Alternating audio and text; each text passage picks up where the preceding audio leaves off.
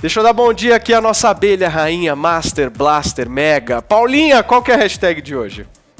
Gente, já tô usando o emoji da abelha em todas as minhas redes sociais, porque eu adorei esse apelido. A hashtag é eu no MEC, é uma hashtag séria, onde você pode falar de atitudes, enfim, no que é que você miraria se você estivesse ali à frente do MEC, mas também tem gente já fazendo brincadeira aqui no nosso Twitter, dizendo que no Mac só se fosse para comer hambúrguer. Não sei se estão relacionando com alguma marca, não sei. Mas a hashtag é eu no Mac. Você participa do programa e, claro, que comenta todos os assuntos que vamos trazer aqui no Morning Show. Muito bem, Paula. E é exatamente com esse assunto da hashtag de hoje que a gente vai abrir o nosso bate-papo matinal, gente. O atual secretário de Educação do Paraná, o professor Renato Feder, diz ter recusado o convite de Jair Bolsonaro para comandar o MEC, o Ministério da Educação. No Twitter, o próprio Feder escreveu: recebi na última noite de quinta-feira uma ligação do presidente da República me convidando para ser ministro da Educação. Fiquei muito honrado com o convite, que coroa o bom trabalho feito por 90 mil profissionais da educação do Paraná. Agradeço ao presidente Jair Bolsonaro, por quem tenho grande apreço, mas declino do convite recebido. Sigo com o projeto no Paraná, desejo sorte ao presidente e uma boa gestão no Ministério da Educação. Zé Maria Trindade, você que é o homem da apuração, conta para nós o que pesou então para que o Feder não aceitasse esse convite. E esse convite aconteceu mesmo, Zé? Pois é, aconteceu, foi na quinta-feira. Mas há notícias, há controvérsias por aqui. Há notícias de que, na verdade, ele foi desconvidado. Ou desconvidado pessoalmente, através de emissários, ou até mesmo de, vamos dizer, retardo na publicação da nomeação. Porque a nomeação se dá através do Diário Oficial. Se ele foi convidado na quinta-feira, aí precisaria, já na sexta-feira, ou no máximo sábado, né, o nome está no Diário Oficial, e isso não aconteceu. Aqui em política se diz, Paulo, o seguinte, é deixar na chuva, é um termo, aqui é cheio desses termos, né? Deixar na chuva significa o seguinte, deixar o nomeado ou o indicado apanhando, né? Por isso é que, imediatamente após a conclusão do nome, ele tem que ser publicado e tomar posse logo. Senão acontece isso aí, a pessoa fica na chuva, aí descobre que ele ganhou o concurso de Baiacu do Ouro, não sei o quê, que ele foi não sei o quê, que o currículo dele não é exatamente assim, que no jardim de infância lá, que no curso de datilografia dele estava errado, enfim. Politicamente isso tem esse nome, de deixar na chuva. E ele ficou exposto durante muito tempo. E aí, sabe o que aconteceu? Aquele grupo chamado ideológico do governo caiu de pau. Ele sofreu nas mídias sociais e esse grupo é forte no governo, já demitiu outros ministros, inclusive a Regina Duarte, a ex-secretária de Cultura, né? Então ele se sentiu agredido ali e publicou dizendo que declinou do convite. Mas muita gente diz aqui que ele foi simplesmente desconvidado. Muito bem, Zé, deixa eu perguntar para o Adriles aqui. Adriles, você via a possibilidade real do Feder assumir o Ministério da Educação? E aí eu já queria emendar uma discussão um pouco mais ampla aqui contigo. Os olavistas mais atrapalham ou ajudam o governo? Olha, eu não só via a possibilidade da nomeação, como a via com muito bons olhos. O Feder tem um extenso currículo de serviço prestado à educação, é um ótimo secretário no estado do Paraná, tem um perfil mais técnico, tem um projeto enorme de digitalização nacional da educação nacional, né?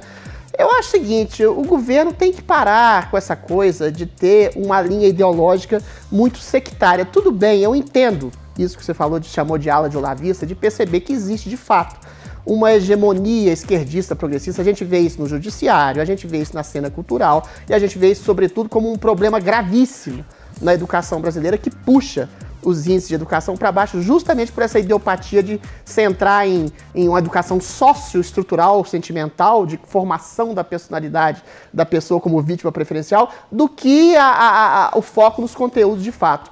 Eventualmente, o Feder não era exatamente um comunista ou um esquerdista. Se lá no passado ele defendeu a descriminalização da maconha, como eu, inclusive, defendo, ou, sei lá, fez um apoio à ONU, ou acenou a possibilidade de descriminalização do aborto. Ora, não existe uma pureza fundamental num princípio ideológico, senão a pureza é exatamente a premissa de um tipo de fascismo, quer seja de esquerda, de direita, de centro. Quando você tem uma linha ideológica muito fechada, muito pura, você cria exatamente um excludente. Ninguém vai entrar nisso, a não ser que você seja um robô, um teleguiado do Bolsonaro. Isso já aconteceu, inclusive, no Ministério da Saúde. Se a pessoa não está alinhada 100% com um princípio ideológico que afeta, inclusive, o tratamento da saúde das pessoas, e a cloroquina, por exemplo, foi transformada num remédio ideológico, que era de extrema esquerda, era contra, que era de extrema direita, vira contra, ou seja, a partir do momento que você ideologiza a própria saúde pública, você cria um tipo de fanatismo. Volto a dizer, eventualmente a ala olavista, às vezes tem atrapalhado exatamente nesse sentido. Para combater um bom combate, que eu considero que existe uma ditadura subliminar da esquerda no país, apesar da gente ter um governo conservador, você tem que estabelecer uma regra mais fluida, de absorver as pessoas e perceber que as pessoas não estão 100% alinhadas com tudo que você pensa. Senão, você vai criar um exército de Bolsonaros. É isso que o governo quer? Eu não quero. Agora, Joel, deixa eu te fazer uma pergunta. Eu queria entender, me ajuda, hein? Me ajuda a entender. Vamos lá. Você convida uma pessoa, você faz um convite, pega o telefone, liga e fala, você quer ser ministro? E aí depois desconvida, é isso mesmo? Não é falta de educação isso não, Joel? Aconteceu, né? O que aconteceu nesses dias aí em que, como o Zé Maria colocou, o possível novo ministro ficou na chuva, né? Teve a criação de um dossiê por parte dos olavistas, né? Mostrando o passado nefasto do Feder, que é coisas totalmente inocentes, no sentido de, como o Adriles disse, defendeu a descriminalização da maconha. Nossa, que absurdo. Então, essa ala olavista do governo, ela tem sido uma força de destruição das poucas iniciativas construtivas que a gente vê nesse governo. Veja, o Feder ia ser um avanço com relação à gestão anterior tão grande. O Weintraub, afinal de contas, é um ministro que não fez nada, né? Deve ter sido o pior ministro da história da nossa educação. Ele criava briga no Twitter, fazia erro de português, xingava, era só isso. O Feder é alguém que conhece a área, tem atuado como secretário estadual do Paraná na educação, é alguém que tem também uma bagagem teórica liberal que ele iria trazer, embora ele tenha, e esse é outro ponto positivo, abandonado um liberalismo radical mais ingênuo da sua juventude, que ele já teve. Hoje em dia ele é mais guiado por evidências, mas ainda traz esse arcabouço muito importante. Seria, assim, uma melhora da nossa gestão da educação muito grande. Agora, tem uma linha ali no governo que a gente sabe muito bem, guiados pelo guru Olavo de Carvalho, e que eles acreditam que o grande problema da educação é o comunismo, é o marxismo cultural. Então o melhor é ficar fazendo briguinha na internet mesmo, como o corajoso Weintraub, ao invés de trabalhar, ao invés de melhorar a educação no país, melhorar as escolas, melhorar os nossos métodos, enfim. Eles acham que o problema é todo ideológico. Deu no que deu, gente. Perdemos uma boa oportunidade e eu lanço aqui a indagação para todos. Quem é o profissional competente que neste momento sequer toparia fazer parte do governo Bolsonaro, sabendo a chuva de ataques que vai receber no momento de pessoas que estão junto do governo e que não são flor que se cheire? Agora, uma pergunta ao Adriles. Adriles, você se considera um ser olavista? Eu sou um ser adrilista.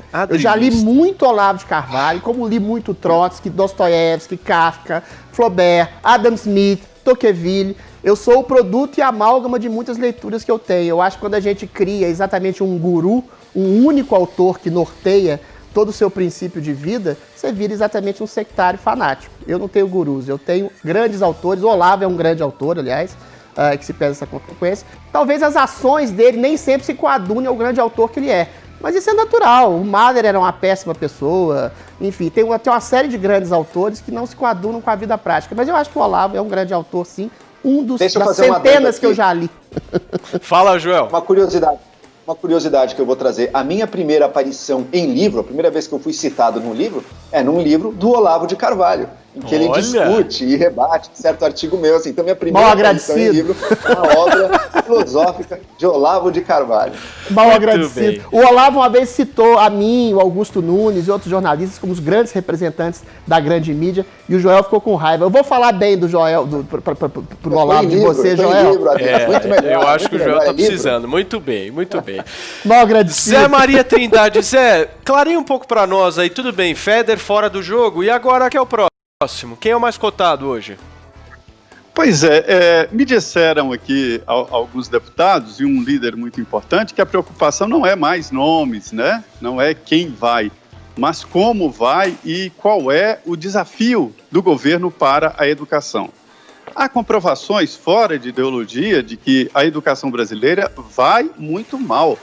dados não só do próprio governo, mas também do IPEA e também de alguns grupos da iniciativa privada mostram que os alunos brasileiros não leem e os poucos que leem não entendem o que leem. E todos os resultados nos testes de avaliação mostram que a educação brasileira vai mal.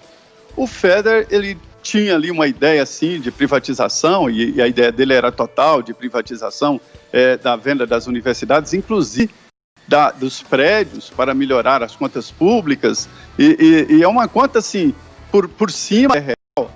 Se você olhar o custo, e o Weintraub falava muito isso, e irritava reitores, o custo de um diploma, de uma formatura numa universidade é estrondoso. A quantidade de alunos que saem, que abandonam os cursos nas universidades públicas, e principalmente os cursos na área de humanas, assim, é muito alto, isso custa muito. Então, se você fizer uma conta matemática, o Feder tinha razão. Ele já refez o seu pensamento de privatização total. Até porque nas universidades públicas não se faz essa conta, mas tem a produção de conceitos, produção científica, isso tudo tem que ser levado em conta. Então, ele simbolizava isso. Então, Paulo, daí agora o próximo ocupante tem que ser não só um nome, mas também trazer uma ideia do que quer para o futuro da educação.